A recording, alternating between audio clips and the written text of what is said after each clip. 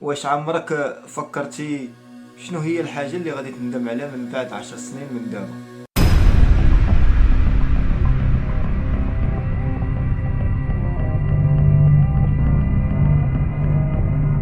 بزاف منا كيعيشوا حياتهم على حساب شنو كيتوقع منهم الناس الاخرين. كنخافوا نكونوا لراسنا وكنخافوا من الحكم ديالهم، ولكن من بعد 10 سنين واش غادي تكون فخور بالنسخة اللي صايبتي من راسك باش ترضي الاخرين، ولا غادي تندم على انك ما عشتيش حياتك الحقيقية؟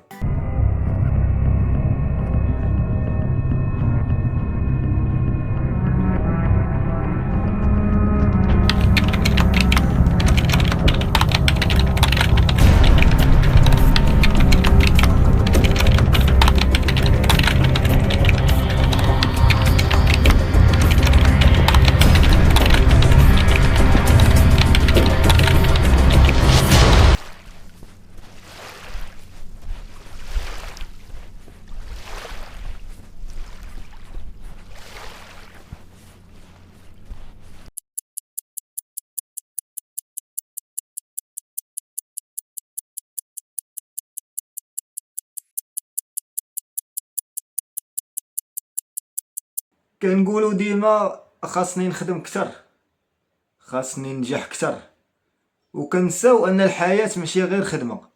كنساو العائلة والاصدقاء، اللحظات الصغيرة اللي ما كتعوضش.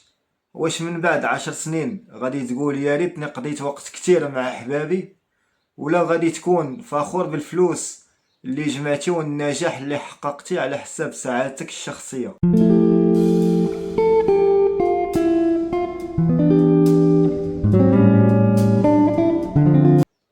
شحال من مرة كنخبيو المشاعر ديالنا، كنخافو نقولو كنبغيك واسمح ليا وتوحشتك، كنخليو الكلمات حبيسة في قلوبنا حتى كيفوت الفوت.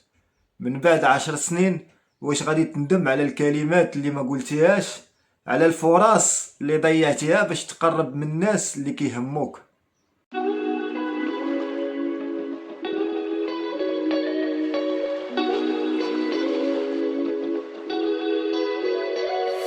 الحياة كتجري وكل واحد كيتلهى في حياته، ولكن الصداقات الحقيقية هي كنز. شحال من مرة كنخليو المسافة تفرقنا على الناس اللي كانوا معانا في الحلوة والمرة. من بعد 10 سنين واش غادي تندم على انك ما حافظتيش على هاد الصداقات، على انك ما عطيتيهمش الوقت اللي كيستحقوا؟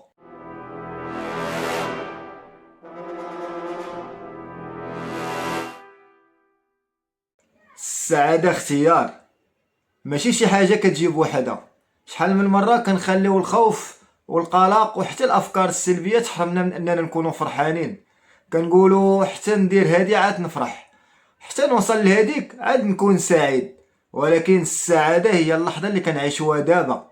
من بعد 10 سنين واش غادي تندم على انك ما سمحتيش لراسك تكون سعيد؟